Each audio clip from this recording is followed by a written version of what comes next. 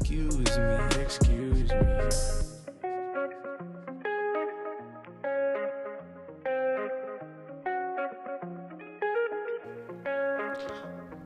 Wagwan people, hope you've been all doing well.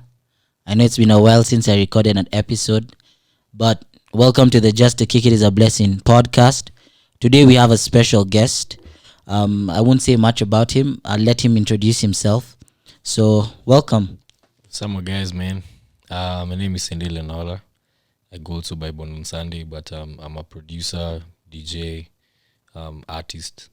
And yeah, today I'm here to have a good conversation with you guys on the aspect of mental health. And I think he'll introduce maybe what he'll talk about. I'm here to share a story as well. So, yeah. Well, for me today, I'm basically just here to listen to what you have to say. But before we go on, are you in school or anything? Yeah, I'm just about to finish Strathmore, 4th year. It's been a tough 4 years, but yeah, just about to finish school. What are you studying? I'm studying international studies at Strathmore, but I'm going to leave Strathmore after this. I'm going to do a master's. I'm going to decide to leave and go study music after this. Okay, yeah. That's nice to hear. So I'll let you get into your story. Yeah. I'm also waiting to hear and learn a bit more. Yeah. So this is about like I'll start with the diagnosis of everything that happened. Specifically, this is in December of 2020. Yeah. Wait, so I don't interrupt you. Yeah. You'll allow me to take some questions which I can ask you. Yeah, no problem. During the conversation, No or problem, even no problem. after. No problem. So as of December 2020, I got diagnosed with anxiety, depression, stress, and anger management issues. This it came as both as a shocker, but not as a shocker to some extent, because most of these things when they start like way before you think they've begun. Does that make sense? Because I think the most painful part about it was like feeling like you knew, but feeling like you didn't take time to like question yourself, or maybe take care of yourself, or maybe be honest with yourself and try deal with it as soon as you can before you reach a certain level where you can't feel like you can't go back. So I was taken to a place called Bustani. So it's like a mental health facility, and I was there for almost like a week. But I spent also a bit more time there doing basically an outpatient for some time. I did like therapy, group therapy, art therapy, music therapy. So where I think the most interesting question we always ask ourselves is, when does this start? Does it have a point at which you feel like you got broken completely, or do you feel like there's a trigger specifically to all these things? And the thing is, I feel like it comes differently for every single person. Some people, it maybe can be you are born with it, maybe it's genetic. I think I've heard about that before. Mine was more of triggered by a couple of things that maybe, not even maybe, actually happened from the time I was young. So to begin, I think understanding the process which I went through therapy, I think it would be safe to say that I think it began when I was maybe 12, 11 years old. And I think the most prevalent part of that caused the issue must have started for sure with issues that start at home. Things that you're scared to talk about because you feel like you don't want to question the people that you live with in your house, especially when, home is supposed to be your solace, So when I was very young, I had a very bad issue with like anger. I couldn't take a joke. And when I get pissed off, I like most of the time would like hit things, break things. And my parents never used to understand what was happening. And growing up in an African home, when you start reacting like that, there's no you're asked at you what's wrong. Most of the time it's, unavunja vitu kwa nyumba, it's like, why are you doing that? And it's not more of a question of what's happening. So I never really got to understand when I was younger what mental health is, because I don't think it's something we are taught in school. You're 12 years old, you just wanna be a kid, But at the same time, being given knowledge on these issues is very much important, I guess. I don't think like any of us got to know about mental health till like recently, and even when you look at it right now, it's something that Africans are getting to learn about, like if you talk to a lot of people about it, they still have that notion for this person is crazy or this person is this and that, when it's a disease like any other disease. Yeah. Yeah. The mind is like a body, basically. That's one thing of the most important things that I learned. Yeah, if one part of it is not functioning properly, it'll affect the rest of your body as well. It's like its own thing. That's why this way it's like a disease. You see, there's the physical and there's the mental. So I feel like that mental part is not something that's very much spoken about. Our minds work on their own beauty. It works in its own beautiful way. Just that I feel like maybe as Africans, maybe we're not too understanding of the situation, even from straight from the get go at home. And I think lack of knowledge on the issue was the main reason why I got where I got. Because, some things happen to you, especially when you're young. I don't think you're supposed to see them. Like, I remember, I think the most traumatic thing I ever saw was growing up in a home where we were living like maybe almost 15 people. Like, we were so many. I grew up with my cousins, so like there was a lot of activity going on in like alcoholism basically in the house. So there was so many fights. I saw bloody noses, people being beaten up. Sometimes people do like guns, people shooting into the house, those things. And that time you're like 8, 9 years old, someone's shooting to the wall into the house and you're wondering like what's going on. It's very traumatic, and I think we experience things differently. Yeah. So yeah. I think what you're saying is true. One of my friends actually told me a story about a day that a few robbers had come to his house, and he was young. He was about 12, and when he got older, he asked his dad that day when those guys came to the house, Yeah. like, you have a gun. Why didn't you, And the dad said, because if that happened, you guys would have never been the same. So I said, whatever materialistic things they can steal is fine, but the image that I'd live in your head forever, that costs way more than anything that they could steal from the house. And listening to what you've said now, I think that has brought a lot more clarity to what he once told me. Yeah, it brings a lot of clarity because post-traumatic stress is a thing. And I feel like I went through it at an age that I was too tender to go through such a thing. Just it's very painful, especially if no one explains to you after like what's happened. So fast forward into like going into high school, I feel like this is one thing that I feel is very important for us to talk about as well. I feel like most of us in life generally feel very much left out in situations. And like from the background that I came from, I was taken to a school where I felt like everyone was very different from me, or they treated me differently because of the home I came from. I didn't go to a very privileged school. My parents were more of the guys of, let me take you to this school. I don't think I can take you to this all manenos of Brukas and everything. So it's like boarding school, and everyone treats you differently because they'll either find out maybe you're from a very privileged family and everything, and they bully you, they steal from you. I remember people would make statements like, because maybe they make statements like basically like at you, I'll just take all your clothes, beat you up, take your things and tell you, hey bro, your parents can buy for you again tomorrow, so you just give me all your things, you go. Look up, I've never been to a boarding school, but those stories I've heard, like the ones for you're given 10 bob and you're told to go and buy something and come back with change, or you're told, I don't know, call the rain. Those kind of things are so ridiculous. Yeah. But I get what you're saying. They contribute to problems, especially if like you're not in a space where you feel protected. Yeah, it's very bad. Especially it was very bad for me because I felt very much closed out. Everyone was always like sisi. Like Nairobi's at that type of place. So when you can Iceland or Leo, most of the time they know you're not from there. Yeah, it's true. They just know. I know. So they basically close you out, or they teach you in like a certain manner. So like being beaten up in school was such a normal thing for me at one point. That was like through Form 1 towards maybe Form 3 it stopped because I got older. Yeah. Yeah, but yeah. No, I get what you're saying, because even for me, when I used to run the Rising Stars team Yeah, with Jamie and my brother, yeah, and we'd go for these games like out of town. I think we went for one in Kiserian. We yeah. actually went for a couple in Kiserian. And I remember every time we'd go there, those guys would make fun of us. They'd be like, Ani kijana wa Indomie, Ani kijana wa Blue Band.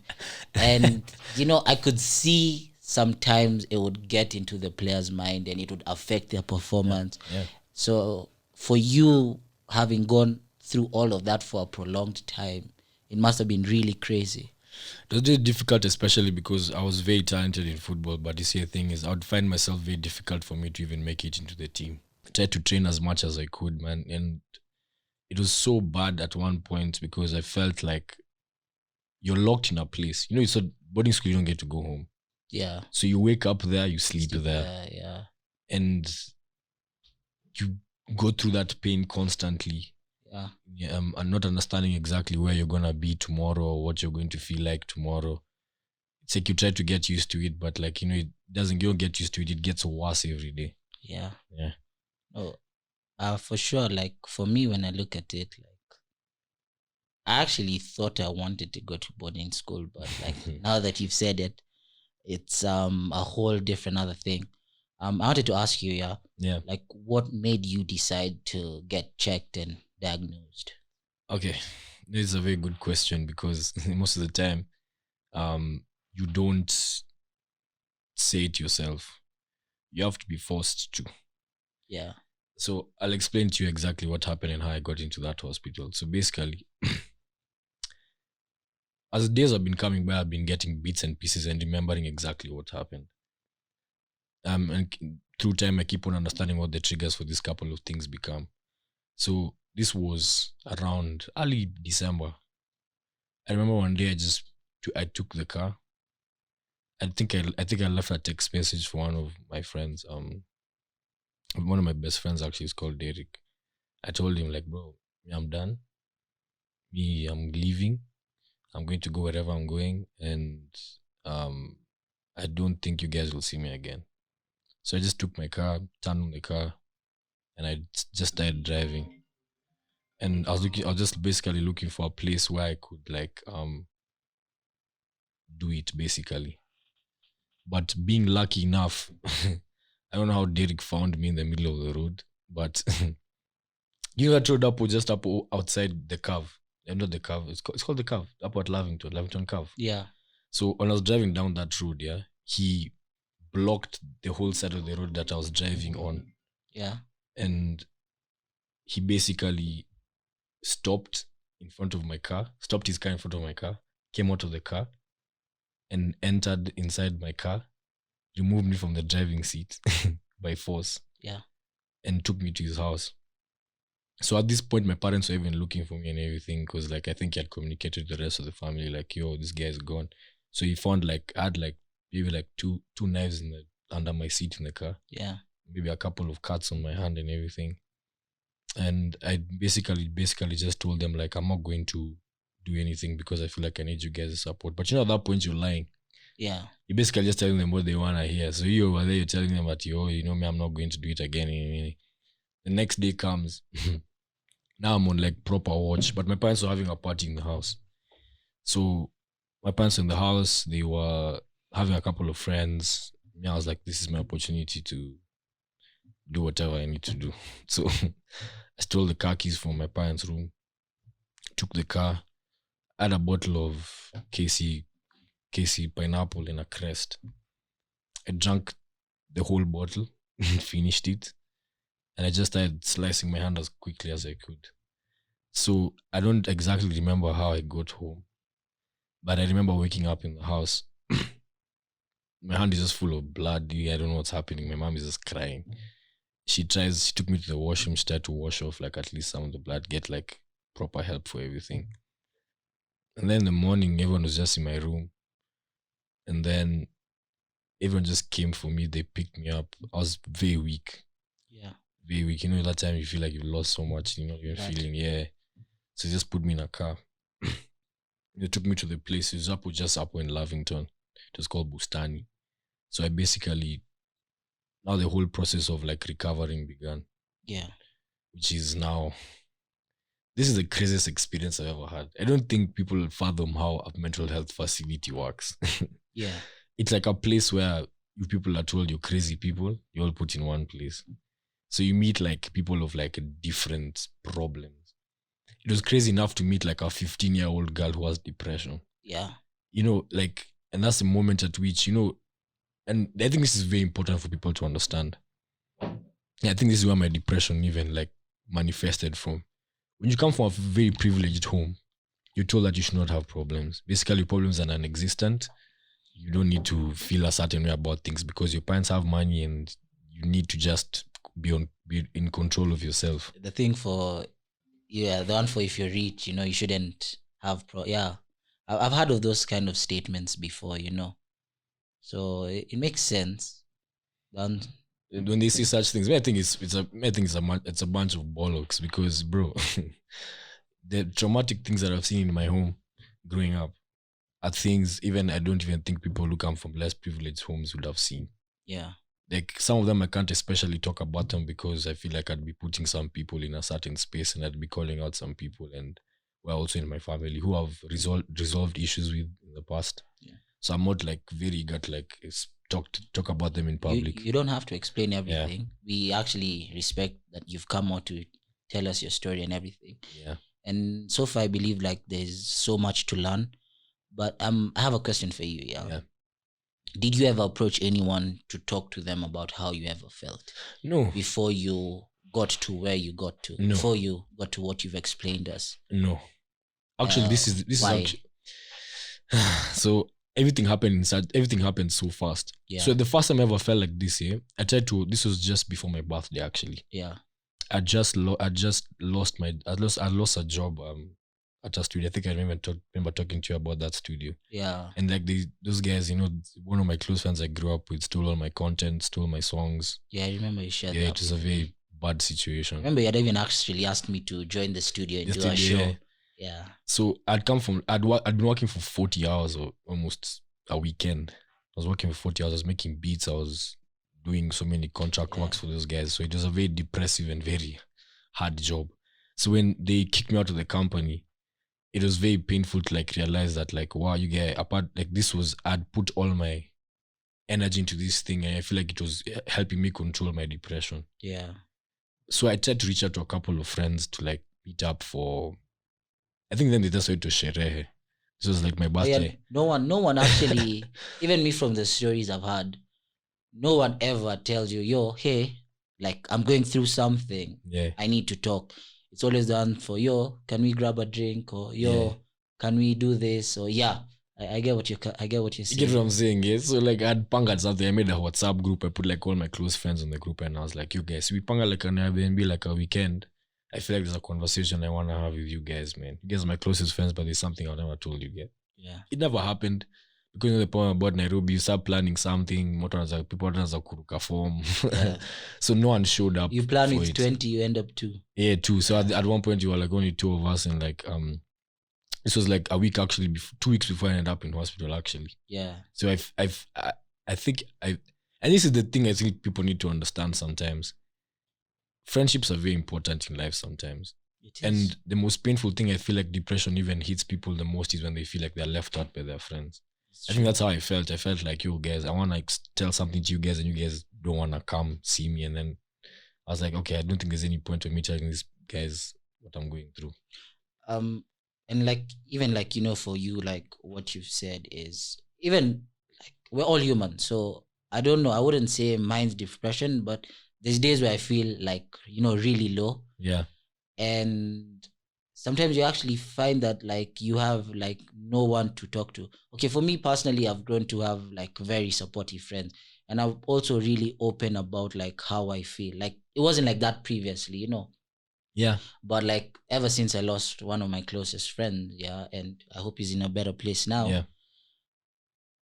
I've learned to, to be more expressive of how I feel, and I have like one of my friends, like also me, like there's a time for like 2 years I was going through a horrible time, and I had one of my friends when I just call him, he'd pick me up and we'd drive, and no cap, I'd talk, I'd cry in the car for days. Yeah. But I knew after the drive and listening to that kind of music, Yeah. I'd feel better, Yeah, and I feel like that's very important, especially if you never want like basically to relapse.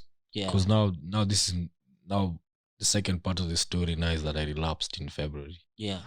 Now it was very different. Now this one is very different in the sense of like there was a trigger that hit at an exact moment. Yeah. So basically, I just come home and I had a fight with someone in the house, and I was told a statement that like quite triggered and relapsed everything. Yeah. So I swallowed like 8-9 pills. Yeah. And I decided, well, hey guys, it's locked my room actually. I said, nah, I'm done. Yeah. So I think I don't know what it is, but mothers have this thing where they can just feel when something's wrong. Yeah. So my mom, she barged into the room. Then I was taken to Karen Hospital. They didn't help me. I actually feel like they're actually about to actually fasten the process of killing me actually at the moment. Yeah. Sorry to use that word. So the guys at the hospital tried to put, when you're at that moment, my blood pressure is very high. Yeah. But at another level that cannot be like understood. Yeah. So they tried to put sugar into my body. And I didn't think they understood what was going on. So at this moment, I'm not fathoming what's going on. When you swallow like many pills, you get like a very bad stomach pain. Yeah. You start feeling like you start trying to remove everything that's in your system, basically. So like, I think the most painful part of what made me make that decision, and I still go back to the issue of friendships, is I've ever been in a very depressive moment and then you call somebody and then at that moment you realize they're not actually your friend. I wouldn't say so, but I can understand what you mean. Like, I've also gone through my fair share of opening up to people, talking to people, and thinking they're your friends, and then you really find out that they're not your friends. They don't have your best interest at heart. And that's what made me realize that you actually only have 2 or 3, maybe most 5 real friends. Yeah. The rest are then just friends. Then the bigger group is acquaintances. Exactly. And like one of my friends, she always tells me, "Oh, Tupac, I really enjoy life because you have so many friends." And I'm like, if she knew how lonely I felt sometimes just lying down in my bed, she wouldn't say that. But I don't blame her because, I've never spoken to her about it. Yeah. But you get what I mean? Yeah, I get exactly what you mean because this person who made me feel like that actually, she made a statement that I think made it worse than it should have been. Sometimes when somebody comes to you in a very depressive mood, yeah, you should never ever make them feel like they are a burden. Because she made it feel like I was using it to make her feel a certain way. But in truth and honesty, I was just sharing something I'd never talked about before. And I think at that moment, especially when you feel like that person is supposed to be the closest person to you, the person you feel like you've told everything, Yeah, I get what you're and saying. they make you feel like that at that exact moment. You sit down with yourself, and I think the worst part about depression is feeling like you don't want to do anything anymore. Like you just don't want to be around. You feel like, you guys, man, like if this person is not willing to help me out, what do I have? That moment you feel like nothing is worth it anymore. Yeah. So yeah. Okay, I wanted to ask you, so you said you found it hard to approach people and talk to them, Yeah. I want to ask you something. So what I believe in, and I think I even had it in a song, I can't remember, but don't you think what you are going through, God forbid, if you had gone through and whatever you wanted happened, don't you think you'd have just passed the pain on? Yeah. Now I think like that. Now I think like that. Yes. But in the past, I thought if you die, make like everyone else's life easier. Yeah. That's the thought process that I had at the time. So I think and that's the thing about depression is it's very, your mindset of how you see things is very much as you see it at that moment from a very small or like closed off perspective, because at that moment there's too much pain for you to understand exactly what's going on around you. Yeah. And you're not able to feel like people love you as much as people do love you. Actually, most of the time it took me time to understand that at that moment you don't feel like that. Yeah. You feel like if you go, it's even better for everyone else. Yeah. But now you actually understand that, actually, I feel like, sorry, excuse me. I feel like depression and, all those things is like energy. And you remember in science, we learned that energy cannot be destroyed. It can only be transformed from one form to another, or it can only be transferred between objects. Yeah. You remember that from science? Yeah, I remember. So personally for me, I kind of feel it's the same thing. It's the same thing, but like one thing I usually say most of the time to people who are depressed, I don't think you should give those statements to them at that moment. Yeah. Because it's crazy, because like I was talking about, like I was this 15-year-old girl, yeah. Yeah. But only two people who were there for depression. Yeah. Most guys were there for like even very different stuff like bipolar disorder. Some guys were there for like alcohol issues and everything. So we were a bunch of different, we were like a whole salad of people. Yeah. In one place. And that 15-year-old girl, yeah, each and every single time somebody would tell her, you're passing on that pain to someone else, she was getting worse. Yeah. And I could see her perspective of what pain was very much drawn to what a 15-year-old thinks problems in life are. But you could never come and tell her like your problems are small or like anything. You don't feel like you can come and tell her like if you die, you're passing on that problem to your mother, Yeah. So like this was the last day now. This is actually why I got released from hospital, actually. This was the last night I was in hospital, actually. Yeah. And like we don't understand how statements affect people. But like hoe shaming someone. Yeah. Just a 15-year-old boy just hoe shamed her. Yeah. If somebody calls you a hoe, you don't really care. It's just like, yeah. somebody has called me a thought or something. You're like, right. For her, it's deep. No. Words. So she went into the toilet. You guys, she just swallowed like those things that usually they usually used to like fertilizer for plants. Yeah. She swallowed the whole thing in like 5 pills. And that's a 15-year-old girl. Her perspective and like the words that were given to her and the way she took them, hit her in such a different way. No. Words are powerful. Words are so powerful. Even in the Bible, there is a verse that says the tongue has the power of both life and death. Yeah. So it shows you how powerful your words are. And even with my parents constantly keep on telling me, be careful what you say. Even when you're angry, very careful. Be careful what you say. One of my friends, she usually tells me when we fight, she's like, yo, listen here, yeah. I know you get angry badly. So you know what? I'll give you a few like hours. Yeah.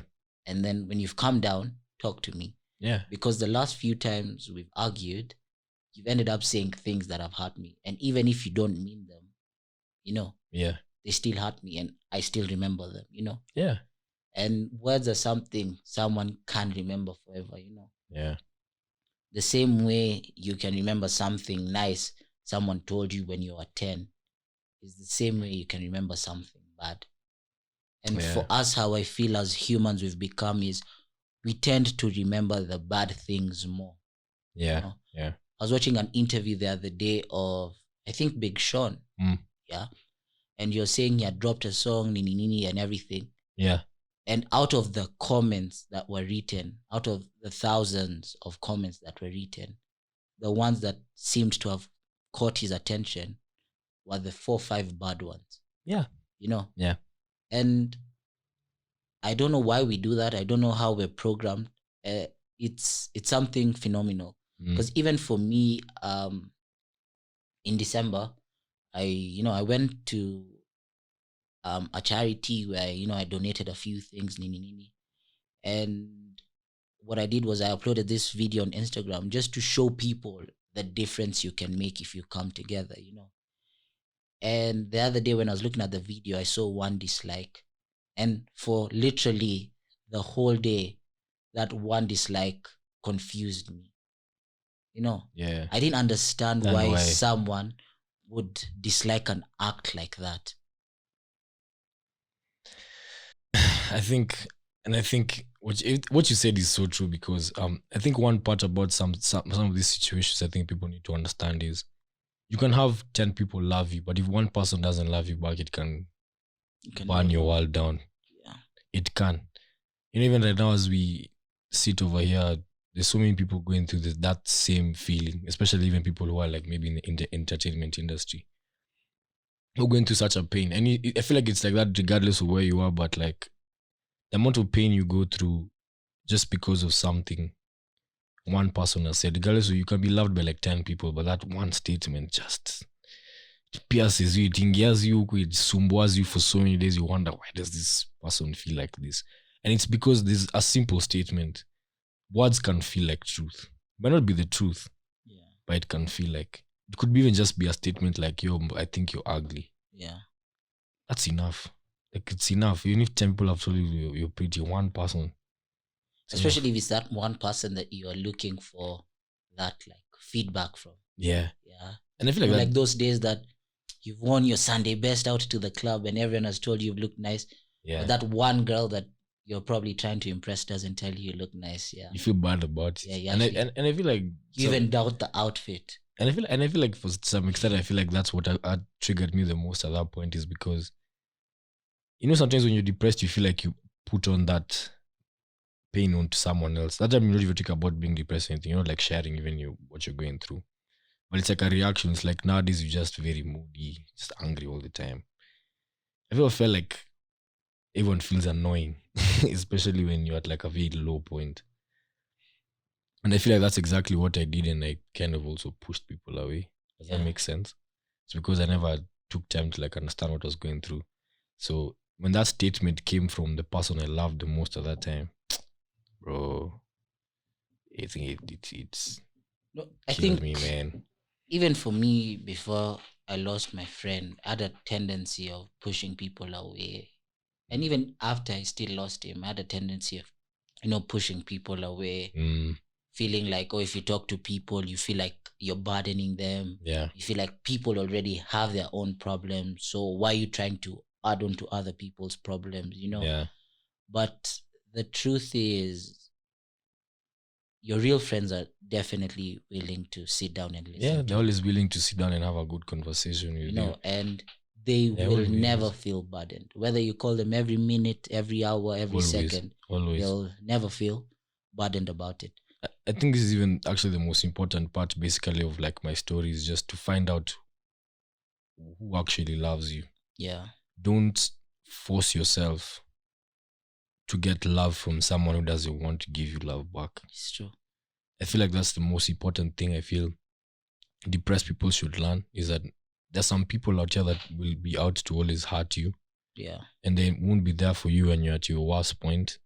It's just up to you to always look for those people who will always be there for you. It's true. But also, very importantly, and I feel like this is also very important, it's not said enough, you also have to be there for yourself. No. Like self-love, spirituality, finding good energies for yourself, Men lie, forgiving women lie, yourself, energy forgiving doesn't. people. Remember that. Energy Men never, lie, women lie, energy energy doesn't. does not. Yeah. So I think what you said is like extremely important.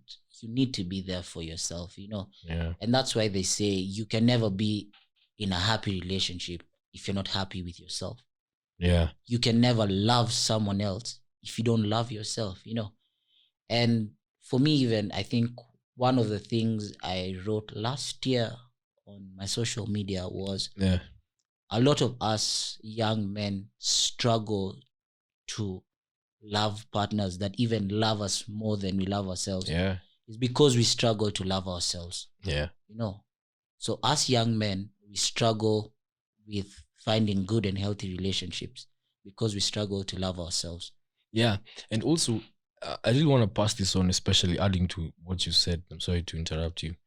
It's very good to realize that sometimes even time doesn't exactly define what a good friendship is. Yeah. I feel that's a very big problem for most people.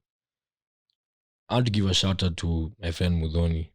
I've only known her for like 4 months, but I feel like that's one of the most wholesome friendships I've ever had. Some even more wholesome than some people I've known for a long time. No. Time doesn't define friendship, bond, and it's a really important statement that you've brought out. Yeah. I wanted to ask you, and right now that you've been through what you've been through and everything, Yeah. do you pray or do you meditate? Yeah. Most of my friends nowadays are usually asking me what like I did so that I could like basically reach this point of which they feel like nimeongeza ka bulk kidogo. Yeah. I basically started putting my pain and my problems basically into conversations with my friends, but also into working on my body physically. Yeah. I feel like it's very important, and my mind at the same time, because I feel like when you gym and you do exercise, you do both. And also a big shout out to my trainer as well. He's both a therapist and a trainer at the same time. So he's taught me on how to put my energy into things that bring out good. Even the bad energy, like you put it into something, it's like you filter it and then you remove it. Yin and yang. It's basically like a yin and yang type of thing. So we don't just train to bulk and we don't just train to nini. We train our minds, we train our hearts through even prayer. Yeah. Especially like guys, if you could find like a good spiritual place to put your energy into, you'd be at the best place you can be. For me personally, what I've seen is, or I've read or I've listened to in podcasts, is the power of meditation. It's so important, man. And today in the morning I was working on a document. There's something the guy said that was really important. He said prayer is you speaking to God, but meditation is God speaking back to you. And I was That's like, a beautiful statement, wow. man. And I've never looked at meditation like that. Yeah. But now after hearing it today, I think it's something that I want to be more involved in. Yeah. And I think you should too. Anyways, as we wrap up, I usually have 2 questions I ask someone. So the first question is, what advice would you give to a younger you? Don't take things too seriously. Okay. There's don't take things too seriously, and most importantly, give time to yourself and always look for the right energy around you. Okay. And what advice would you give to an older you? Take time. Love yourself more, and most importantly, always give back. Yeah. Humility. Very important. Before we end, do you have anything else you'd like to finish with or say? Any closing remarks? Basically, I'd just like to thank Tupac for giving me an opportunity to share this story. Thank you for sharing the story. Thank you. I've never talked about it actually. And also shout out to my friend one day, Rizwan, who gave me the advice and said you should share this story with people. You don't know who you're helping out there. And most importantly, always be ready to share as much as you can. You don't know who you're helping out there. So no, it's true. I think as Africans, we don't tell enough stories. Yeah. And that's our problem. But wait, I've just remembered I wrote something down that I needed to ask you. Yeah. So one of my aunties sent me this quote like a while back. Yeah. So I want to know your opinion on it. So the quote says, depression is your avatar telling you it's tired of being the character you're trying to play. Do you agree or disagree with that quote? I agree 150%. Yeah. For everyone listening to this podcast, I didn't specifically talk about like what happened inside the mental health facility, but one thing I'll tell you guys is, in that place I saw the truest version of people. There's this guy I met. I'll never forget him. This guy was a guy who had multiple personality disorder. This guy had like 16 personalities.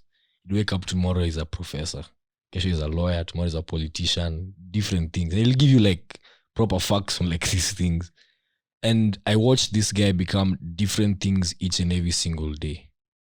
But like after a few days, he'd go back to a very depressive mood because he doesn't know who he is.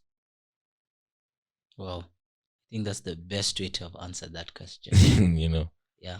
Yeah. Anyways, for those who have tuned in, thank you so much for listening. We really appreciate. Like, share, and subscribe. And to Sende, thank you so much for your story. Yeah. I know there's something that you guys can learn from it. Thank you. Thank you so much.